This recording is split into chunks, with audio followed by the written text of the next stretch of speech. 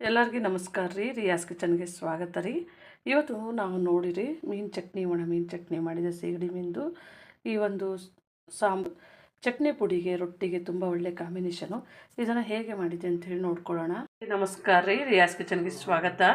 ಇವತ್ತು ನೀವು ನೋಡ್ತಾ ಇರ್ಬೋದು ರೀ, ನಾನಿಲ್ಲಿ ಸೀಗಡಿ ಮೀನು, ಒಣ ಮೀನು ಅಂತ ನೋಡ್ರಿ ಅದನ್ನು ತೊಗೊಂಡಿನಿ. ಇವತ್ತು ಒಂದು ಸೀಗಡಿ ಮೀನು ಚಟ್ನಿ ಪುಡಿ ಮಾಡೋಣ. ಈ ಮಳೆಗಾಲದಲ್ಲಿ ತುಂಬ ಚೆನ್ನಾಗಿರುತ್ತೆ, ಒಳ್ಳೆ ಟೇಸ್ಟ್ ಆಗಿರುತ್ತೆ. ಈ ಕಡೆ ಮಲೆನಾಡು ಸೈಡು ಇದನ್ನು ನಾವು ಕಂಪಲ್ಸರಿಗೆ ಮಾಡಿ ಇಟ್ಕೊತಿದ್ದೀವಿ ರೀ. ತುಂಬ ಚೆನ್ನಾಗಿರುತ್ತೆ, ಒಳ್ಳೆ ಟೇಸ್ಟ್ ಆಗಿರುತ್ತೆ. ನಮ್ಮ ಚಾನಲ್ಗೆ ಯಾರು ಸಬ್ಸ್ಕ್ರೈಬ್ ಮಾಡಿದ್ದೀರಿ ನಿಮ್ಮೆಲ್ಲರಿಗೂ ಧನ್ಯವಾದಗಳು ರೀ. ಯಾರು ನಮ್ಮ ವಿಡಿಯೋನ ನೋಡ್ತಾ ಇದ್ರಿ ಸಬ್ಸ್ಕ್ರೈಬ್ ಮಾಡಿರಿ, ಲೈಕ್ ಮಾಡಿರಿ, ಶೇರ್ ಮಾಡಿರಿ. ಇವಾಗ ನಾವು ಇದನ್ನು ಹೇಗೆ ಮಾಡೋಣ ನೋಡ್ಕೊಳ್ಳೋಣ. ಇವಾಗ ಇದಕ್ಕೆ ನೋಡಿರಿ, ಫಸ್ಟಿಗೆ ನಾನು ಒಣಮೆಣ್ಸಿನ್ಕಾಯಿ ಅಂದರೆ ಜಾಸ್ತಿ ಅಂದರೆ ಬ್ಯಾಡಗಿ ಮೆಣಸಿನ್ಕಾಯಿನೇ ನಾನು ಹಾಕ್ತಾಯಿದ್ದೀನಿ ರೀ. ಸ್ವಲ್ಪ ಇದನ್ನು ನಾವು ಫ್ರೈ ಮಾಡ್ಕೋಬೇಕು ರೀ. ಯಾಕಂದರೆ ನಮಗೆ ಇದು ಸ್ವಲ್ಪ ಮೆತ್ತಗಾಗಿರ್ತದೆ ನೋಡಿರಿ. ಅಂದರೆ ಮಳೆಗಾಲದಿಂದಲೇ ಬೇಸಿಗೆ ದಿನದಲ್ಲಿ ಬೇರೆ ಟೈಮಲ್ಲಿ ಚೆನ್ನಾಗಿ ಒಣಗಿಸ್ಕೊಂಡಿರ್ತೀವಿ.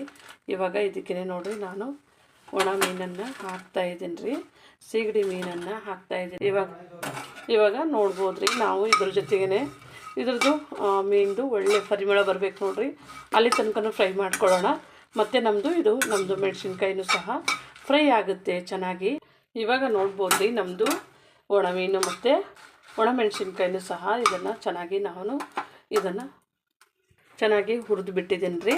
ಅಂದರೆ ಈಗ ಸ್ವಲ್ಪ ಇದು ನಮ್ಮದು ಸ್ವಲ್ಪನೇ ಗರಿನೂ ಆಗಿದೆ ಮೆಣಸಿನ್ಕಾಯಿ.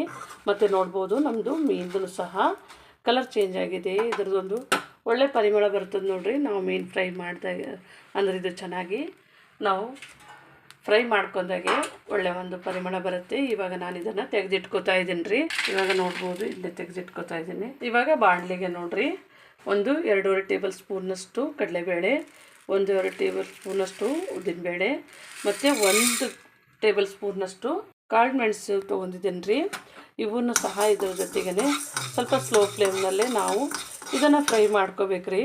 ತುಂಬ ಟೇಸ್ಟ್ ಅಂದರೆ ಟೇಸ್ಟ್ ಇರ್ತದೆ ರೀ ಇದು, ಈ ಕಡೆ ಮಲೆನಾಡು ಸೈಡ್ ಮಾಡುವಂಥದ್ದು. ಇವಾಗ ನೋಡ್ಬೋದು ಸ್ವಲ್ಪನೇ ನಮ್ಮದು ಉದ್ದಿನಬೇಳೆದು ಮತ್ತು ಕಡಲೆಬೇಳೆದು ಕಲರು ಚೇಂಜ್ ಆಗಿದೆ ರೀ. ಈ ಥರ ಚೇಂಜ್ ಆದಾಗೆ ನಾನು ಇದಕ್ಕೆ ನೋಡಿರಿ 1 ಟೇಬಲ್ ಸ್ಪೂನಷ್ಟು ಜೀರಿಗೆಯನ್ನು ಹಾಕ್ತಾಯಿದ್ದೀನಿ. ಜೀರಿಗೆ ಚೆನ್ನಾಗಿರುತ್ತೆ. ಮತ್ತು ಇದಕ್ಕೆ ನೋಡ್ಬೋದು ಹುಣಸೆ ಹುಳಿನೂ ಸಹ ಹಾಕ್ತಾಯಿದ್ದೀನಿ ರೀ. ಇದರೊಳಗೆ ಹುಣಸೆ ಹುಳಿನೂ ತುಂಬ ಟೇಸ್ಟ್ ಆಗಿರುತ್ತೆ ರೀ, ಒಳ್ಳೆ ಒಂದು ಟೇಸ್ಟ್ ಬರುತ್ತೆ. ಇದಕ್ಕೇ ಒಂದು ಸ್ವಲ್ಪನೇ ಕರಿಬೇವು ಸೊಪ್ಪು ಹಾಕ್ತಾಯಿದ್ದೀನಿ ರೀ. ನೋಡ್ಬೋದು, ಒಂದು 3 ದಂಟಿನಷ್ಟು ಕರಿಬೇವು ಸೊಪ್ಪನ್ನು ತೊಗೊಂಡಿದ್ದೇನೆ. ಇದ್ರ ಜೊತೆಗೇ ಬಾಡಿಸ್ಕೊಳ್ಳೋಣ ರೀ. ಅಂದರೆ ಸ್ವಲ್ಪ ನಾವು ಒಂದು ಸರ್ತಿ ಜಾಸ್ತಿನೂ ಮಾಡಿಡ್ತೀನಿ, ನಾನು ಈ ಸರ್ತಿ ಸ್ವಲ್ಪನೇ ಮಾಡ್ತಾಯಿದ್ದೀನಿ ರೀ. ಇವಾಗ ನೋಡಿರಿ, ಇದಕ್ಕೇ ನಾವು ಮೀನು ಎಷ್ಟು ತೊಗೊಂಡಿದ್ದೋ ಅಷ್ಟೇ ಒಣ ಕೊಬ್ಬರಿಯನ್ನು ತೊಗೊಂಡಿದ್ದೀನಿ ರೀ. ಹಾಕೋರು ಕೆಲವರು ಹಸಿ ತೆಂಗಿನಕಾಯಿ ತುರಿನೂ ಹಾಕ್ತಾರೆ, ಅದನ್ನು ಹಾಕ್ಕೋಬೋದು. ನಾವು ಇದನ್ನು ಹಾಕಿದ್ಮೇಲೆ ಆಫ್ ಮಾಡ್ಕೋಬೇಕು ರೀ, ಯಾಕಂದರೆ ನಮ್ಮದು ಚೆನ್ನಾಗಿ ಬಿಸಿ ಆಗಿದೆ. ಇದಕ್ಕೆ ನೋಡಿರಿ, ಸಾಸಿವೆಯನ್ನು ಹಾಕ್ತಾಯಿದ್ದೀನಿ, ಬಿಳಿ ಸಾಸಿವೆಯನ್ನು ಹಾಕ್ತಾಯಿದ್ದೀನಿ ರೀ. ಇದನ್ನು ಜಸ್ಟ್ ನಾವು ಆಫ್ ಮಾಡಿ ಹಾಕಿ ಇದನ್ನು ಈ ಥರನೇ ಫ್ರೈ ಮಾಡ್ಕೋಬೇಕು ರೀ. ತುಂಬ ಚೆನ್ನಾಗಿರುತ್ತೆ, ಒಳ್ಳೆ ಟೇಸ್ಟ್ ಬರುತ್ತೆ. ಇವಾಗ ಮಿಕ್ಸಿ ಜಾರ್ ತೊಗೊಂಡಿನಿ. ಇವಾಗ ನೋಡ್ಬೋದು ರೀ, ಇದನ್ನೆಲ್ಲವನ್ನು ಮೀನು ಒಟ್ಟಿಗೆ ಇದನ್ನು ಹಾಕಿ ನಾನು ಮಿಕ್ಸ್ ಮಾಡ್ತಾಯಿದ್ದೇನೆ. ಇವಾಗ ಸ್ವಲ್ಪನೇ ಬೆಚ್ಚಗಿದೆ ರೀ, ಆ ಟೈಮ್ನಲ್ಲಿ ಹಾಕೊಳ್ಳೋಣ. ಇವಾಗ ನೋಡ್ಬೋದು, ನಾನು ಮಿಕ್ಸಿ ಮಾಡ್ಕೊತಾ ಇದ್ದೇನೆ. ಇವಾಗ ನಾನು ತರಿಯಾಗಿ ಮಿಕ್ಸಿ ಮಾಡ್ಕೊಂಡಿದ್ದೀನಿ ರೀ. ಇದನ್ನು ಇದರೊಳಗೆ ಎತ್ತಿಟ್ಕೊತಾ ಇದ್ದೀನಿ. ಇವಾಗ ನೋಡಿರಿ, ಇದನ್ನು ಇದಕ್ಕೆ ಹಾಕ್ಕೋತಾ ಇದ್ದೀನಿ. ದೊಡ್ಡ ಮಿಕ್ಸಿ ಜಾರಿಗೆ ಹಾಕಿದ್ರೆ ನೈಸಾಗಿ ಇದು ಚಟ್ನಿ ಸರಿ ಆಗೋಲ್ಲ, ಅದಕ್ಕೆ ಸ್ವಲ್ಪನೇ ನಾನು ಈ ಸಣ್ಣ ಜಾರಲ್ಲಿ ಹಾಕ್ಕೋತಾ ಇದ್ದೀನಿ. ಇವಾಗ ಇದನ್ನು ಮಿಕ್ಸಿಗೆ ಹಾಕ್ಕೋತಾ ಇದ್ದೀನಿ. ಇವಾಗ ನಮ್ಮದು ಆಗಿದೆ ರೀ. ಇವಾಗ ಇದಕ್ಕೆ ಹಾಕೋಣ.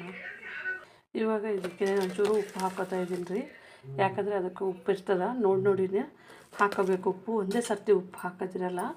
ಇದನ್ನು ಚೆನ್ನಾಗಿ ಮಿಕ್ಸ್ ಮಾಡ್ಕೊಳ್ಳೋಣ ರೀ, ಈ ಥರನೇ.